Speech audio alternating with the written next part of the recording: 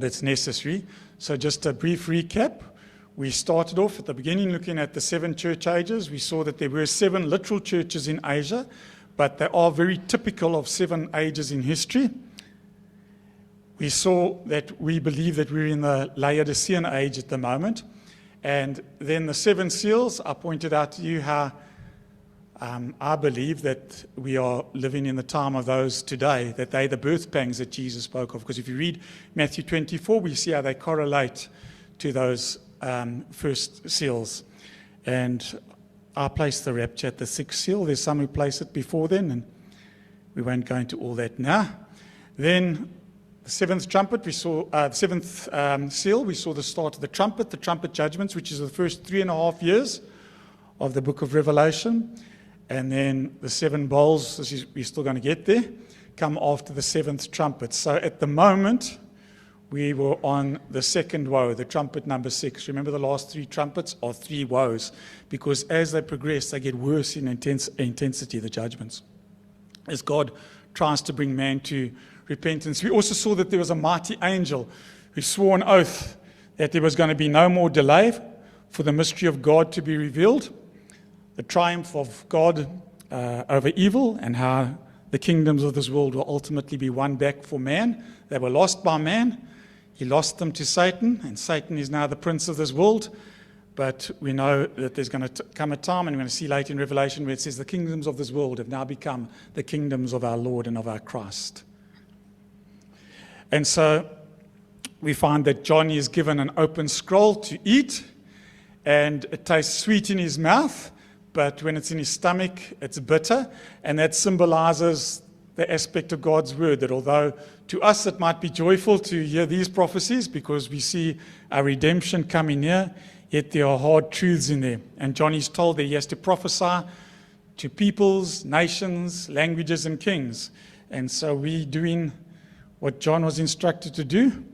We continue to warn people about the fact that there's a coming judgment, and we need to proclaim both the sweetness. There's some people who only proclaim the sweetness, they only proclaim the blessings of God, and they don't talk about the judgment of God. But the Bible tells us both of the hope and salvation, but also the judgment of those who turn their backs on God. So we're going to start with Revelation chapter 11, and this is where we find the first mention of the temple. And so in verse 1, John says, I was given a reed like a measuring rod and was told, go and measure the temple of God and the altar with its worshippers. Now bear in mind, we don't spiritualize everything. There's some interpretations where they try to spiritualize everything. The temple of God, John's readers would have understood that as the temple of God, the temple in Jerusalem. And so we believe this is a literal temple in Jerusalem. And there's a couple of prophecies, not just in Revelation, where it talks about a temple in the end times. But if you don't know, and if you've been to Jerusalem lately, there is no temple in Jerusalem. If you go to Jerusalem today, you'll find these 2 abominations. 2 mosques built on what is the Temple Mount. So you have the Dome of the Rock, the one with the golden dome. And Aqsa is the one in the back with the more silvery dome. And those are Muslim mosques. No temple there. But it's not just Revelation. We find that Daniel, Jesus, and Paul all talk about the temple in the end times and being desecrated by a man whom we believe is the Antichrist. So this is a clear prophecy. We know that there's no temple today, so a temple has to be rebuilt. It could be in our lifetime. It could even happen during the tribulation. They can put up structures quite quickly nowadays. It won't be like Jesus' day where they said it's taken us, 40 years to build or whatever. They can build things very quickly nowadays. And so in Daniel, it talks about the sacrifices being stopped, but there are no sacrifices today. Now, there was some who tried to tell you that was fulfilled, this prophecy of Daniel, of the temple being desecrated by Antiochus Epiphanes, which was 2 years before Jesus, because Antiochus Epiphanes, he was one of the Greek one of the Greek rulers who ruled over the area called Syria at the time that included Israel, he desecrated the temple. He hated the Jews. He forbid them from being circumcised, and he desecrated the temple by sacrificing a pig, which is obviously unclean, and he set up a statue of Zeus in the temple, desecrated it. So if you know your history, we'll know how the Maccabees revolted against him. So was that the fulfillment? No, because Jesus spoke of it as being future. So we know that that was a type. Because when Jesus is asked, what are the signs of your coming? He says in Matthew 24, when you see standing in the holy place the abomination that causes desolation, spoken of through the prophet Daniel, then let those who are in Judea flee to the mountains. Jesus says that's still future. So it wasn't fulfilled by Antiochus Epiphanes because that was 2 centuries before Jesus. Jesus says that's still got to happen. The temple will be desecrated. And so there's a fulfillment in the end times where the holy place is going to be defiled.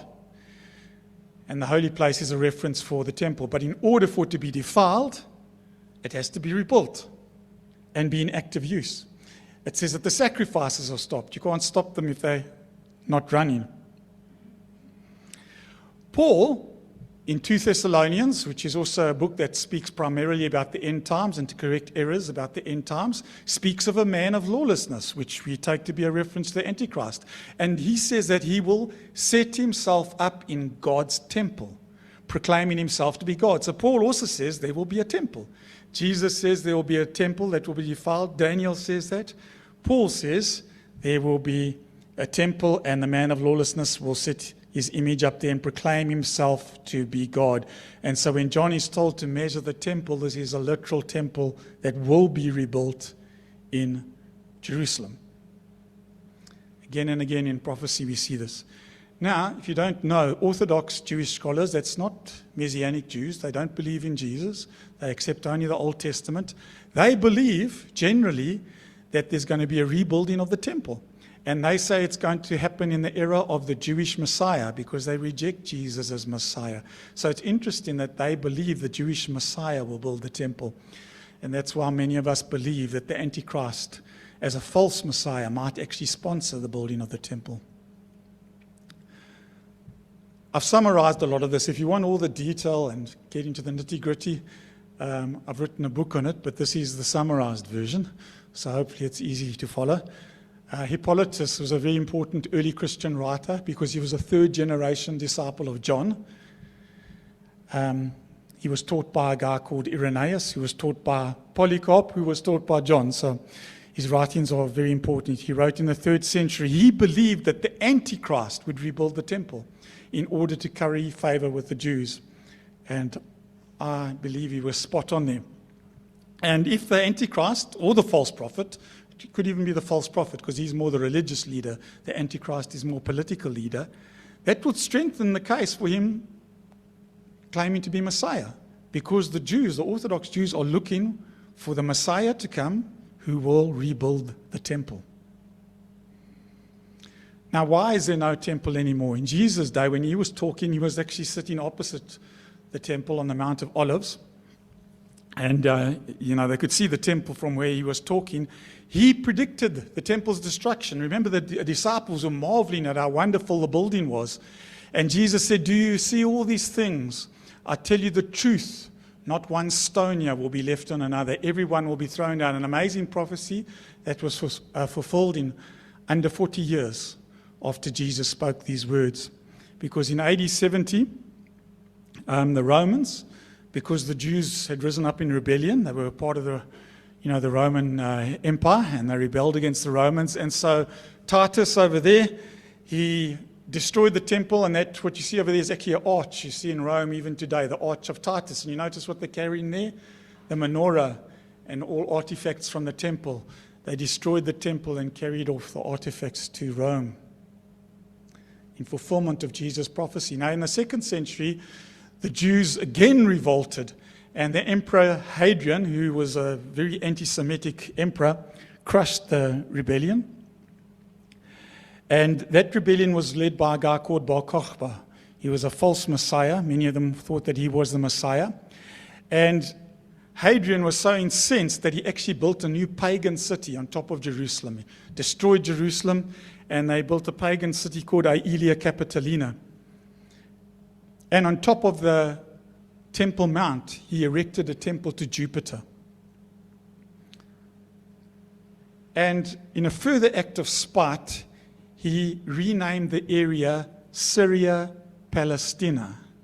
That's where you get the word Palestine from. It didn't come from the Jews, it came from the enemies of the Jews. And you know why they called it Palestina? He named it after the Philistines, who were the enemies of the Jews. So to spite them, he called the area Syria Palestina after the Philistines, the biblical enemies of the Jews. So the name Palestine is not biblical. Its origin comes from the Romans, and it was named in spite after the enemies of the Jews. That's where the name comes from. In the 4th century, this is just a very brief recap, the first Christian Roman emperor, he's been vilified by many, but most of what you read is rubbish about Constantine. Constantine actually destroyed the temple of Venus in Jerusalem, and it's presumed that at the same time he actually destroyed that pagan temple on the mount, the temple that had been built by Hadrian. And he renamed the city back to Jerusalem. Then in AD 363, this was the last pagan emperor of Rome. He's called Julian the Apostate. He opposed Christianity, and so when the Jews petitioned him to rebuild the temple, he did it once again because he thought that would spite the Christians, and he funded the operation. But we know that things went wrong, and we know that from pagan sources. One of the pagan writers, who was a friend of Julian, actually mentions that fire broke out from the foundations, and people were killed, and it was so bad that the workmen just gave up their work. Obviously, it wasn't God's time to rebuild the temple. And shortly after that, Julian died in battle. And after that, all the emperors were at least Christian in name. And then in AD 638, the Muslims, they went around on their mission work, was where they conquered North Africa, and their mission work was, if you don't convert, you'll have your head chopped off. It was quite effective in a lot of places. And so they conquered North Africa, a lot of the Middle East, and even parts of Europe. They were eventually driven out of Spain and France years later. But they took the area that is today Israel, and they built these two structures at that time. The one was the Dome of the Rock, the one with the golden dome, and the other is the mosque, and is the Aqsa Mosque. And then the Crusaders, once again, a lot of what you read about them is just a lot of rubbish. If you consult the actual history, they were actually responding into violence against the Christian pilgrims. The Christian pilgrims to Jerusalem were being persecuted by the Muslim rulers, and so that's what sparked off the Crusades. And we know that the Crusaders captured Jerusalem in AD 109-09, and the Augustinians actually turned the Dome of Rock into a church. So there you see it with a cross on it. And the Knights Templar also set up their headquarters in the Al-Aqsa Mosque. That's the one with the silver. So they made both of them Christian buildings. But then a few centuries later, in AD 117, Saladin, who was a Sunni Muslim, actually recaptured Jerusalem from the Crusaders. And again, the Dome of the Rock was consecrated as a Muslim shrine, as was the Al-Aqsa, and has been to that day. In fact, Richard the Lionhearted, a very famous crusader after that, even though he was very successful in battle, he couldn't recapture Jerusalem. However, he did manage to negotiate with Saladin. They actually had a mutual respect for one another, and they stopped fighting when they agreed that even though Jerusalem would remain in Muslim hands, they would allow the Christian pilgrims to visit. So that was the deal. I'm going to fast forward a couple of years, a couple of centuries in between. It remained pretty much under Muslim rule there, but in 1517 we had what was called the Ottoman Empire, the Turks. They were also Muslim, and that's actually a photograph of the Dome of the Rock in the time of the Ottomans, and you can see how neglected it was. They'll try to tell you it was regarded as a holy site. It's only been in recent years that they claim it as a holy site, once again, just to have some sort of a claim to the Temple Mount. That was it in a state of disrepair. and all overgrown in the 19th century. And they prohibited non-Muslims from visiting the Temple Mount until the early 19th century, where they were permitted. And as I say, it's contrary to what you're told today, that this site was revered by Muslims from the 7th century onwards. Then in the time of the British Mandate in the 20th century, this is round about the time of the, World War I, the Grand Mufti, he was a Muslim leader. He incited the Muslims, and he proclaimed the Western Wall. The Western Wall, there's a picture of it over there, is what we believe is the last part of the temple. It was the retaining wall of the Second Temple. And so he proclaimed it a holy Muslim site. And after the 1948 War of Independence, when Israel became a nation again, Jerusalem became a divided city. And that section wasn't in Israeli hands. It actually fell into the control of Jordan. So the newer part of Jerusalem, was belonging to Israel, but the old city, the biblical city, was in the hands of the Jordanians. And during their occupation for 19 years, they refused Jews access to the holy sites, including the Temple Mount and the Western Wall, where the Jews pray today, in violation of the agreement. They desecrated the Jewish holy places. They vandalized them, destroyed them. They prohibited Christian churches from buying property in Jerusalem, and Christian religious organizations were restricted from owning properties near holy places. That all changed in 1967 in the famous Six-Day War, where the Israelis, fighting on multiple fronts, defeated armies of Egypt and Syria and Jordan in 6 days.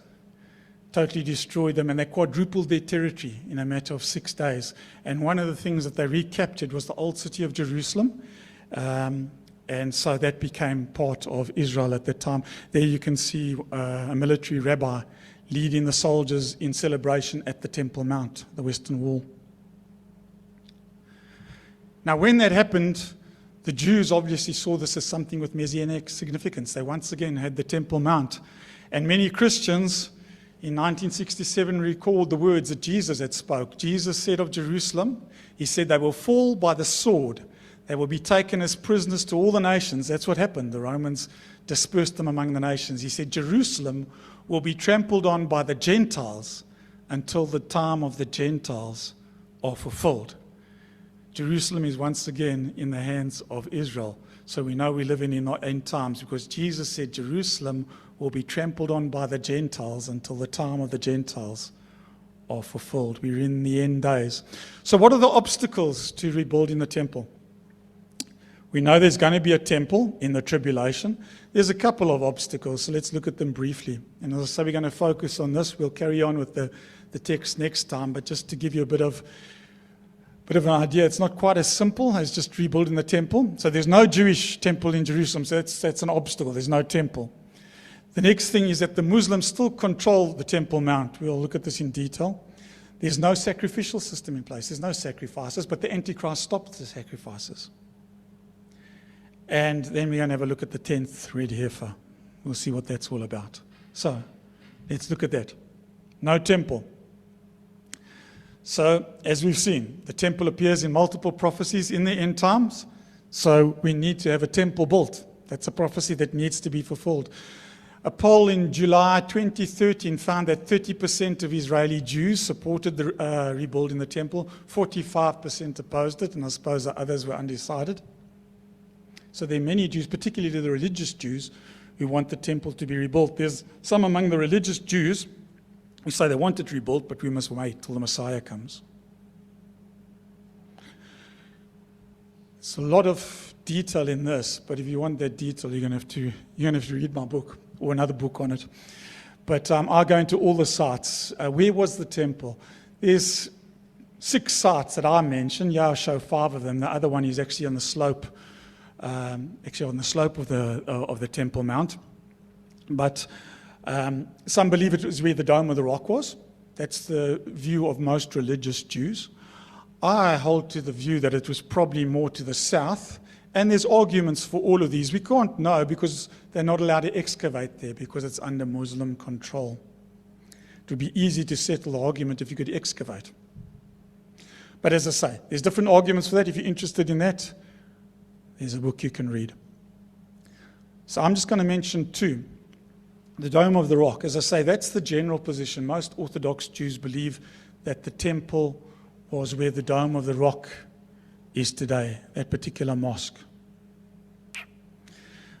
Problem is, there's a building there already, and it's not just any building. It's one of the most holy sites today anyway to Muslims. So if you go and knock it down, you'll start the Third World War, if we haven't already started it before then. In the 1970s, there was actually the Gull Underground led by Yoel Lerner, who organized a plot to destroy the Dome of the Rock. And once again, his idea was to establish some sort of a Jewish theocracy. But the group was infiltrated by the Israelis, their security services, Shin Bet, and the plot was thwarted. In the 1980s, another guy, Yehuda Etzion, he was a member of the Jewish Underground, also devised a plot to blow up the Dome of the Rock. Because, as I say, they believe that that's where the temple was. And his motivation was to make way for the Jewish temple. So if you don't, get some people who say, well, we shouldn't be looking for the rebuilding of the temple. Well, the Jews are looking for the rebuilding of the temple. Let's watch this.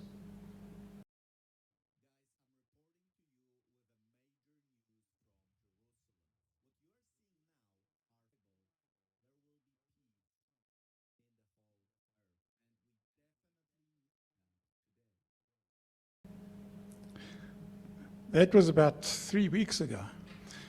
So, as I say, I've always believed that, because the mosque is there, and the Antichrist, if he didn't want to create a war, wouldn't knock the mosque down. Well, maybe it will be blown up by the Muslims themselves. Here we see the Iranians inadvertently almost landed a rocket on top of it. The reason is the Israelis have got the Iron Dome, which intercepts the majority of what's shot at them, else there'd be a lot more damage. So what they've got to do now is they've put cluster bombs on top of them. So if they are shot down, these things fragment and go all over the show. The problem is you lose your accuracy then. And so that's why you've got fragments now falling in all unintended places. So that would be quite ironic if the Dome of the Rock was blown up by Iran. So anyway, I'm not saying that that's what's going to happen, but it's not impossible. As I've mentioned, there have been plots in the past to blow it up, so maybe it will be blown up either by the Jews or by the Muslims and the temple built there. I've got another theory, and as I say, I like to keep an open mind, especially in the light of current events.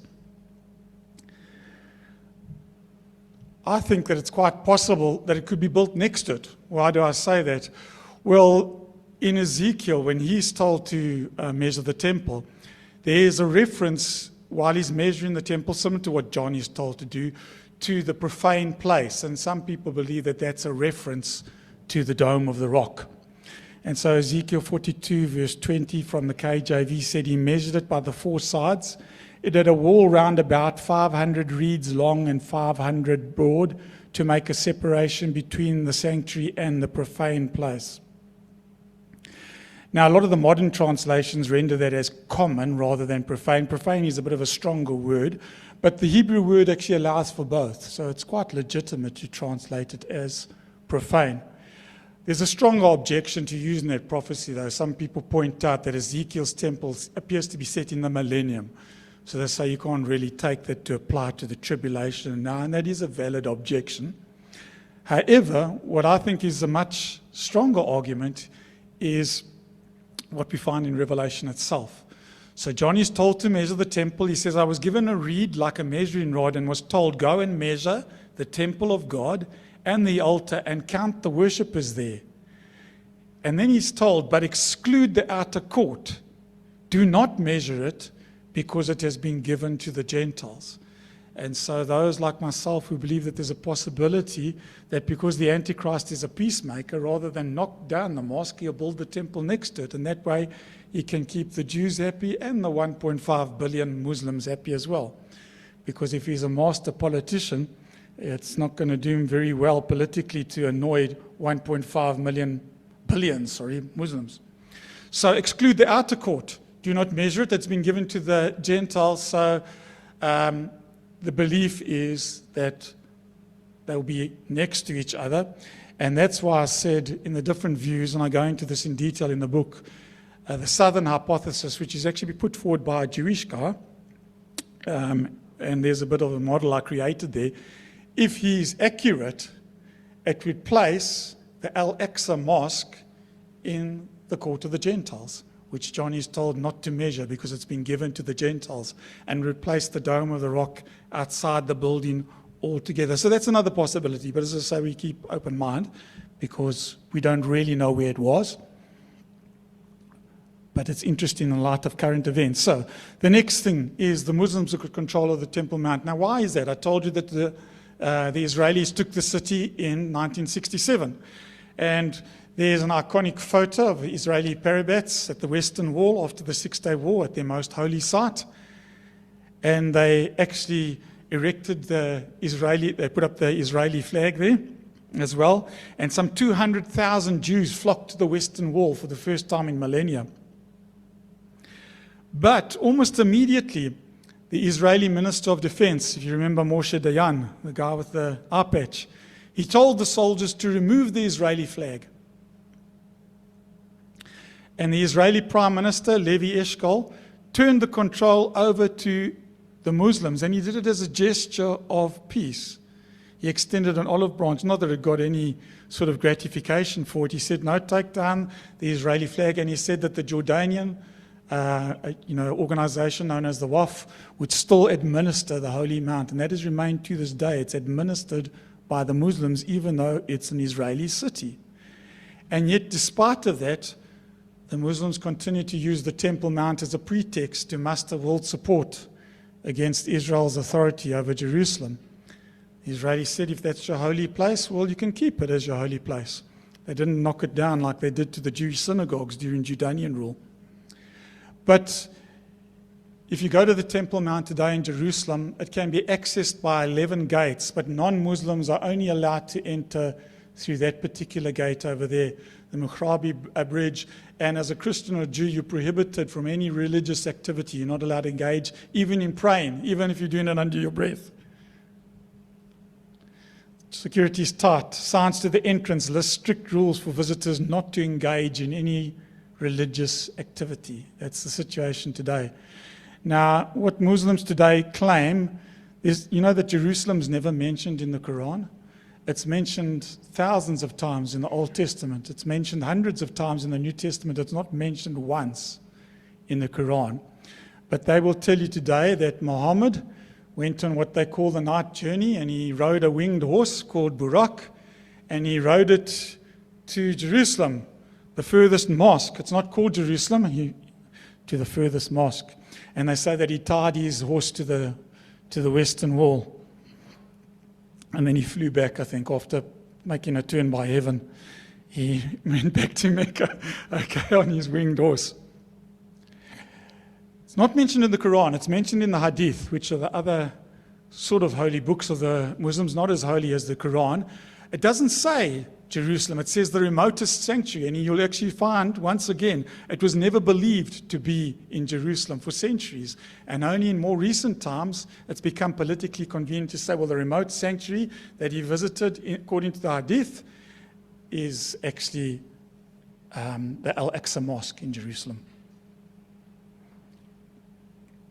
But there's a bit of a problem with it, because in the time of Muhammad, the Al-Aqsa Mosque was non-existent.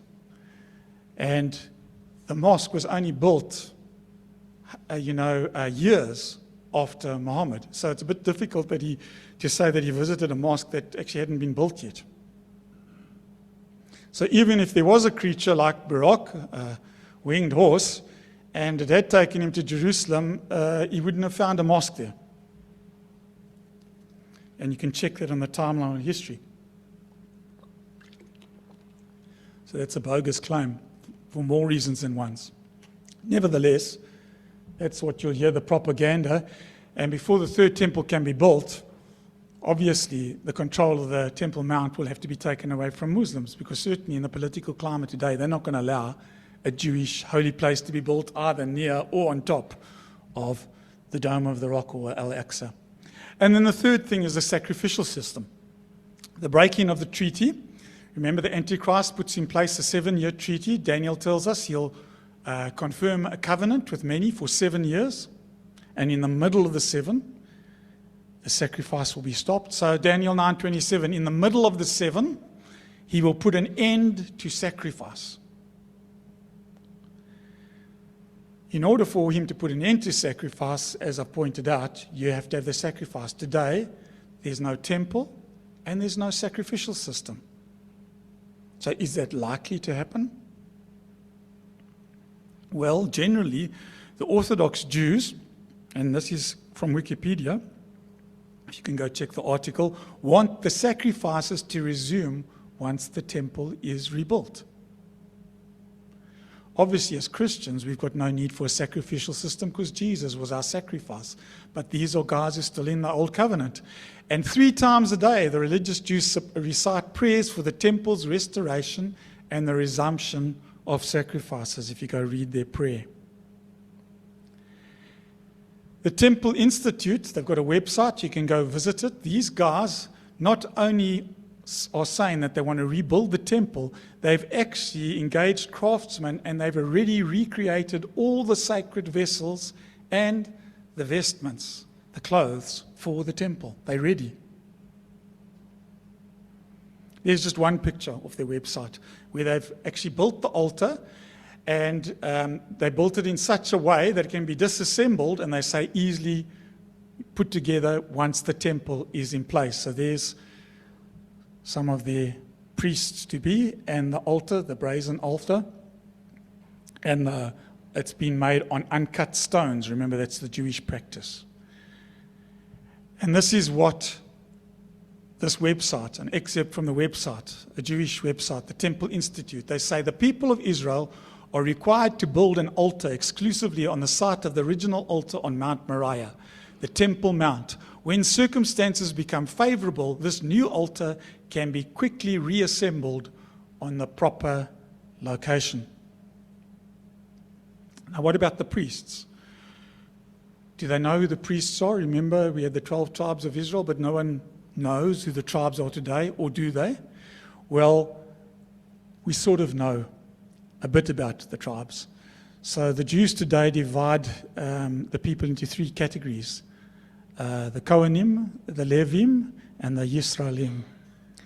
Leviim, you know people with the surname Levi, we would say Levi, Levine, Levit. There's a whole lot, I didn't list them all, there's too many. Tribe of Levi. And in the Old Testament, the tribe of Levi was the priestly tribe. They were to perform all the religious duties. And so anybody who's got names that are similar to Levi, they from most likely from the tribe of Israel. From Levi, sorry. Kohanim. If you read in the Hebrew, whenever we say priest in English, in the Hebrew it's actually Kohanim. You know anybody called Cohen? It's quite a common name. Khan, Katz. There's a whole lot of others. I just took the ones that are obviously similar.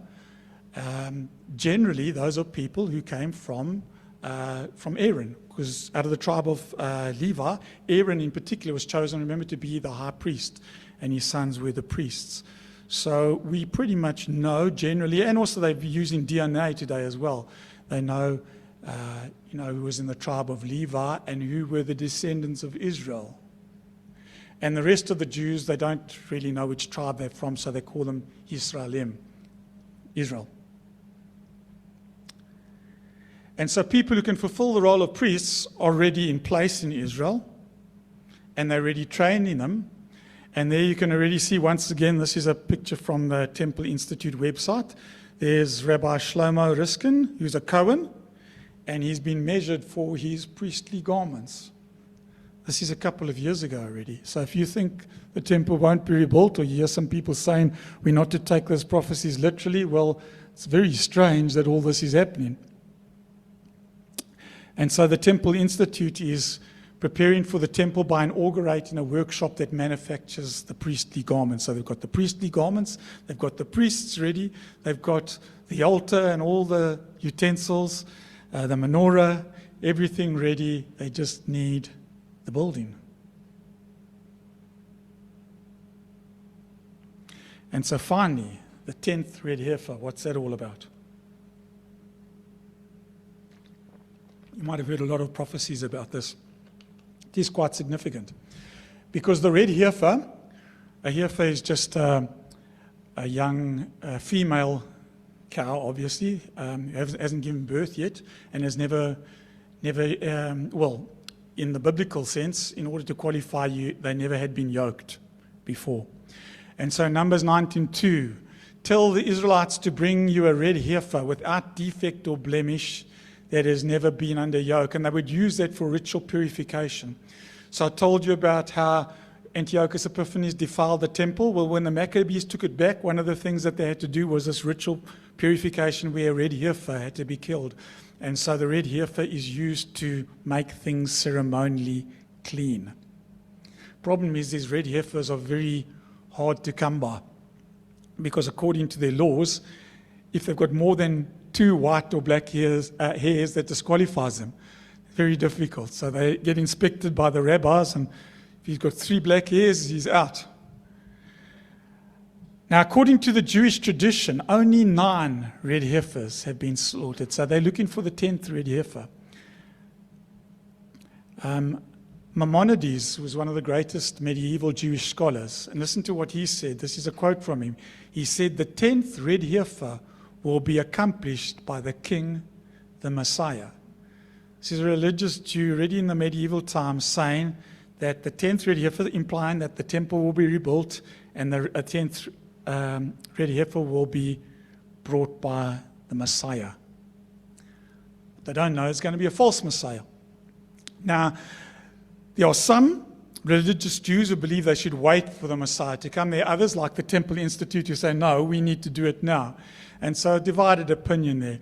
But what they all agree on is that in order for it to be consecrated, you need the 10th red heifer.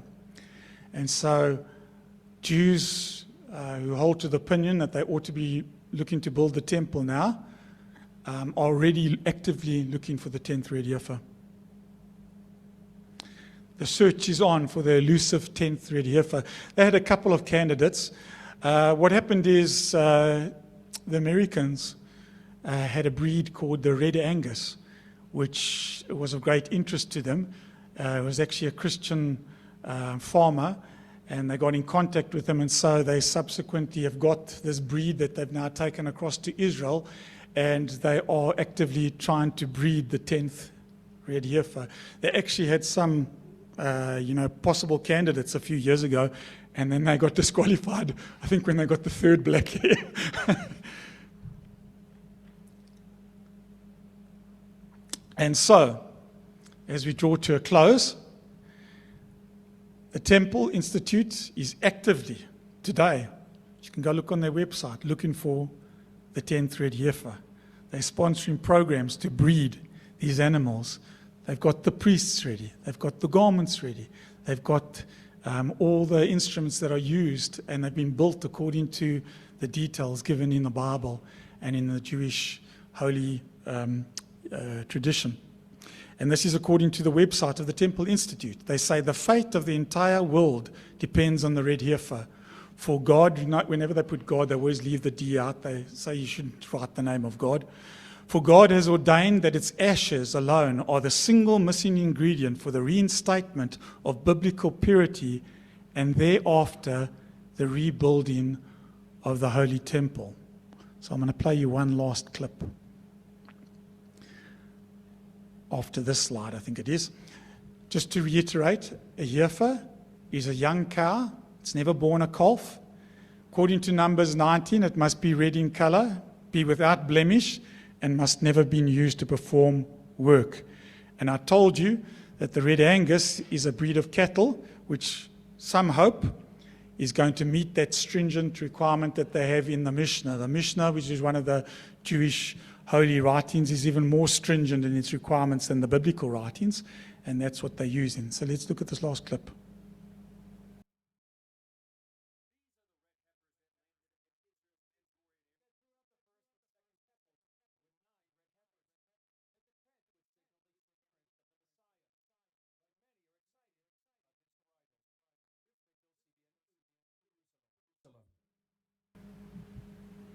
Okay, that's also relatively recent. I think that was within the last year ago. So things are happening.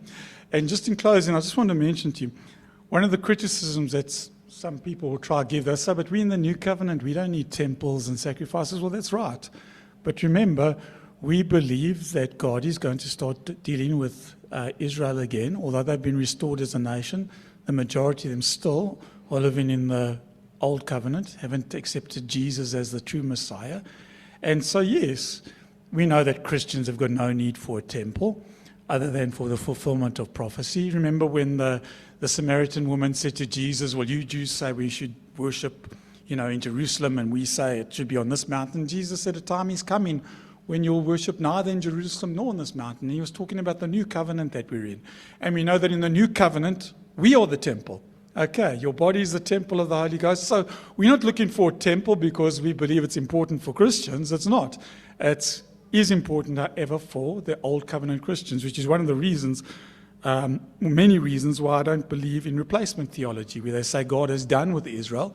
If he's done with Israel, why are there all these prophecies about the temple being rebuilt, sacrificial system? Because there's no need for sacrifice for Christians either. We've already had one perfect sacrifice. Tells us in the book of Hebrews. Jesus was sacrificed once for all.